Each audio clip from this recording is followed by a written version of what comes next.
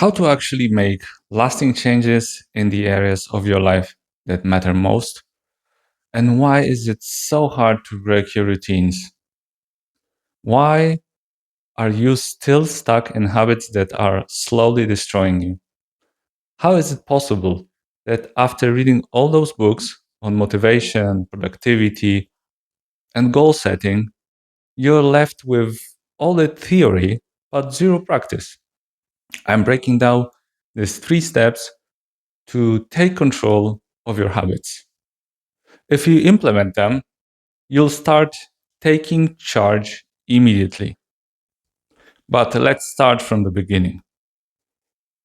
A resolution won't survive unless it becomes part of your identity.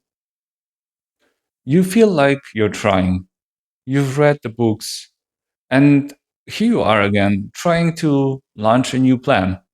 You made a list of these awesome killer tasks you want to get done, and then boom, it just doesn't happen. Why is that even when we have a plan and everything is ready by the book, we still fail? Where's the catch? The longer you stay stuck in a habit, the more it becomes part of who you are. Look, I'm not a psychologist, so I'm not going to dive deep into how the brain works. But I tell you this, I've been there.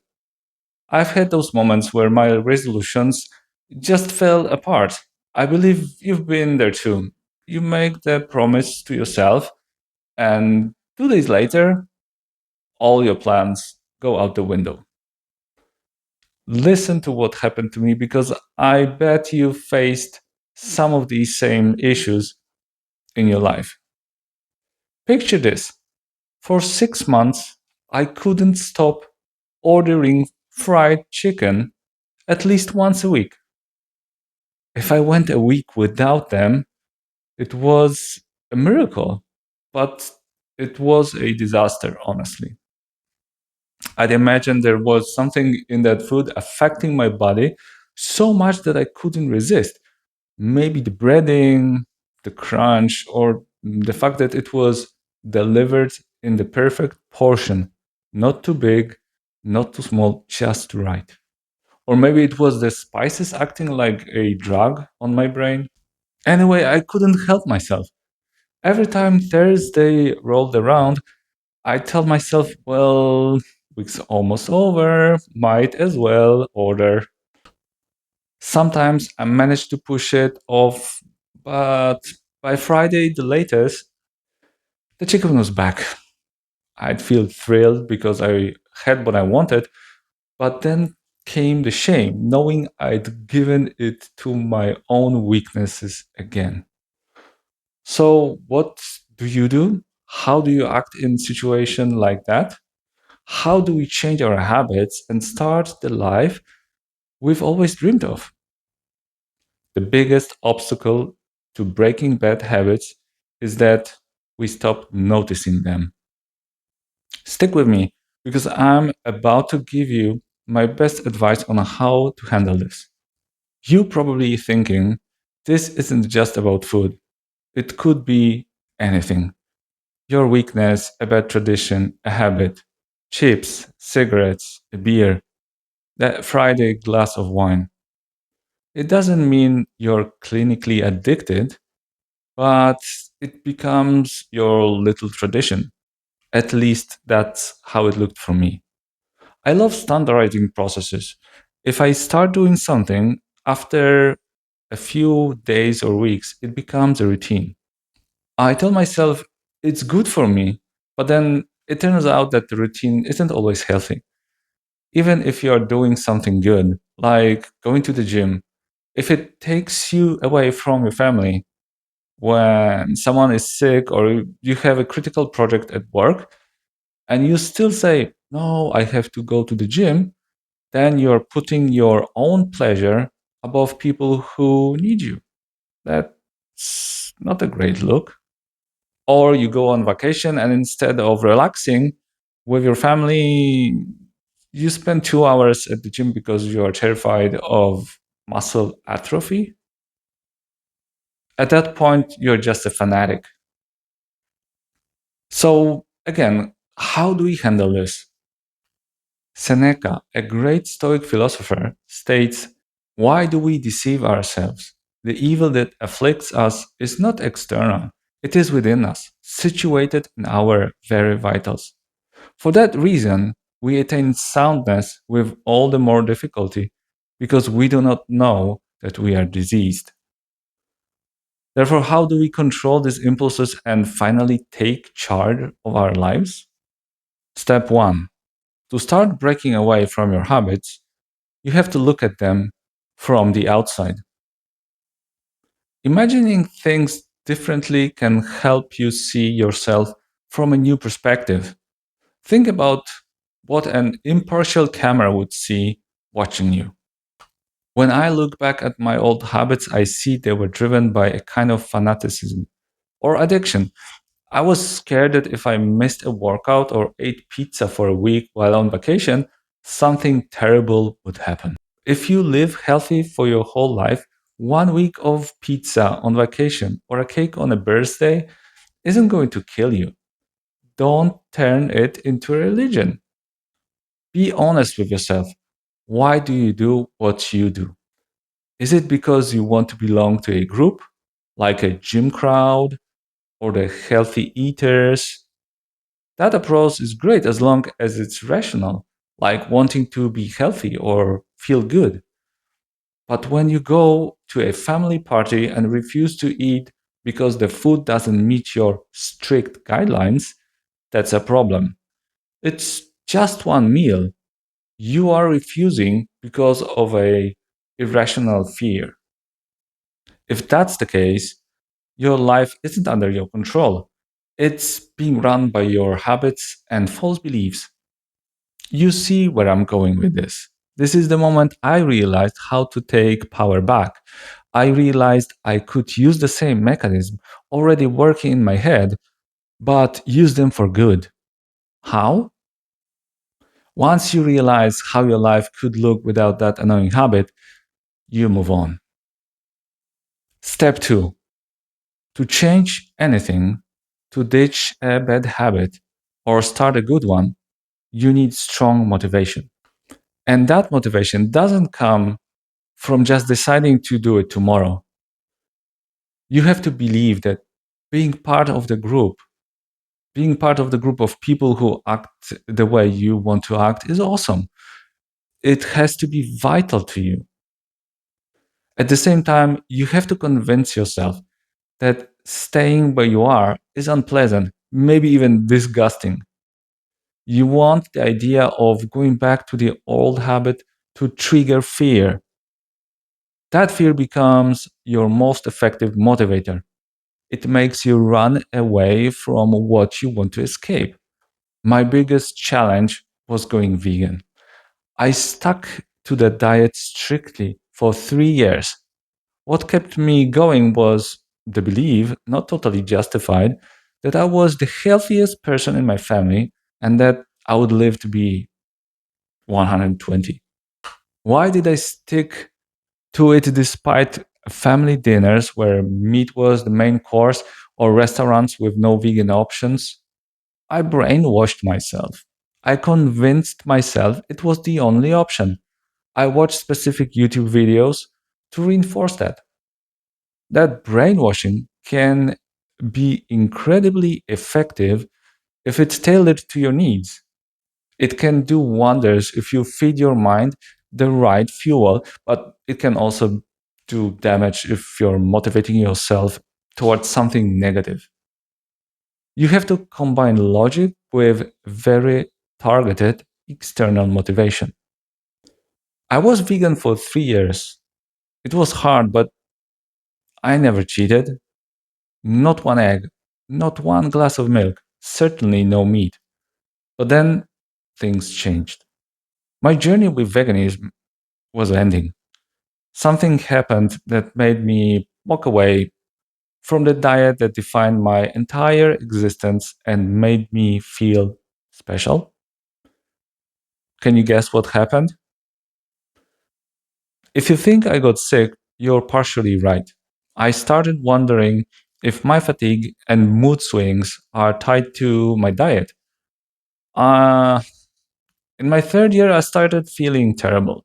My hormone levels were low, my gym progress stalled, and a friend told me I looked sick. That was the turning point. I did some blood work, the results were bad, and I hit the wall. I started seeing my diet as something that was destroying me.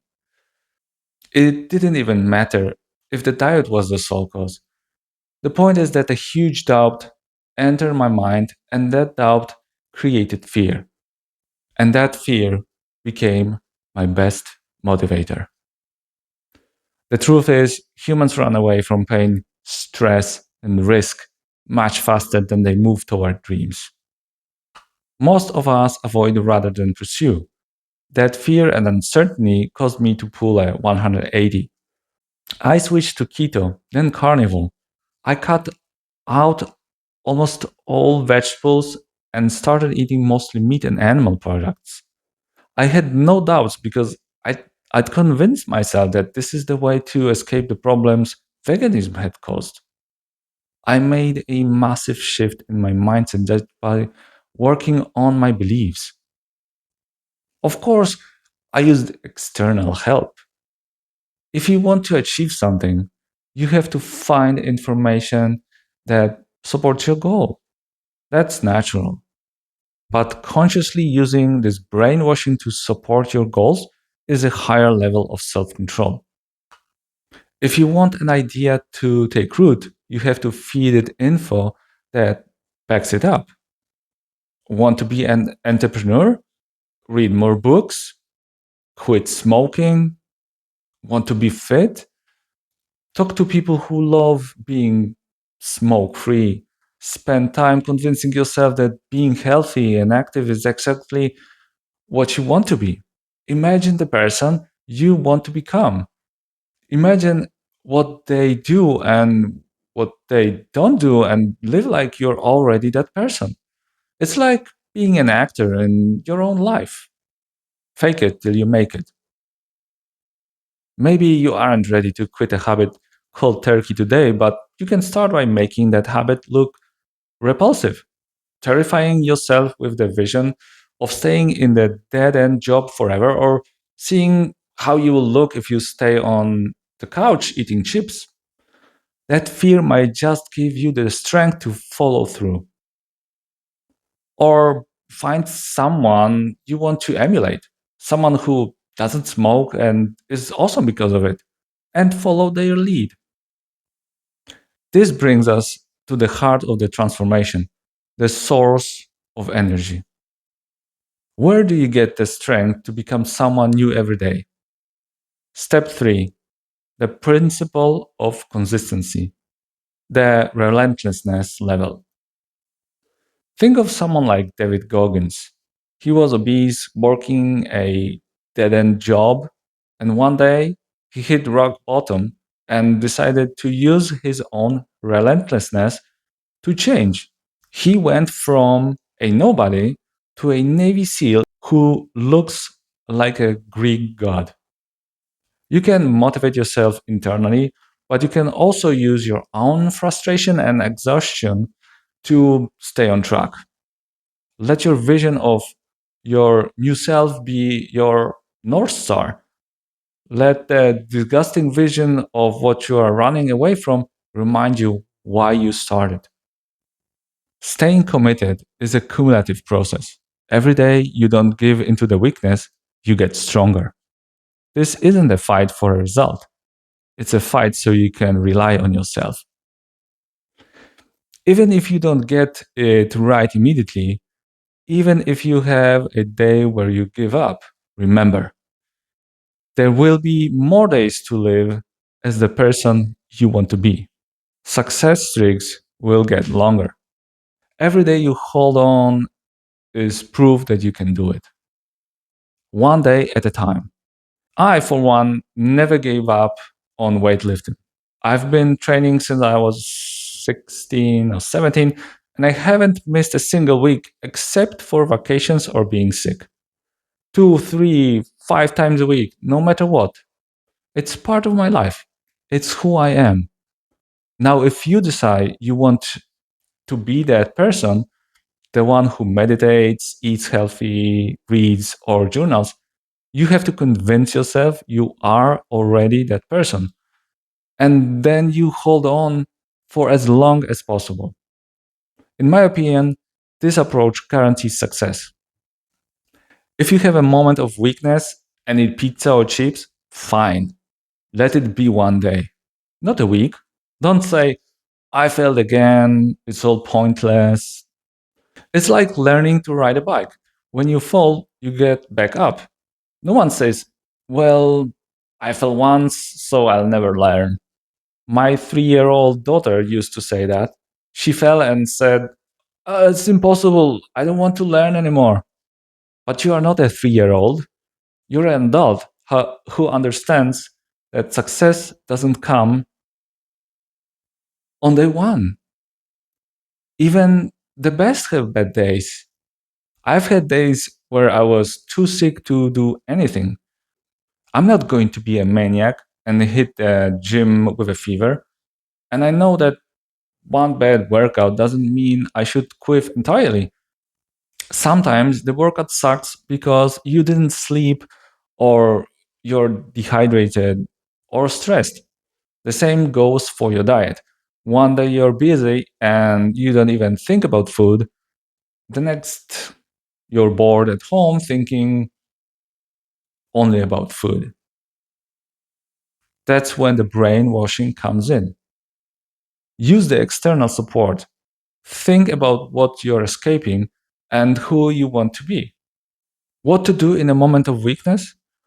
Watch a video about how unhealthy food ruins lives. Remind yourself of the risks.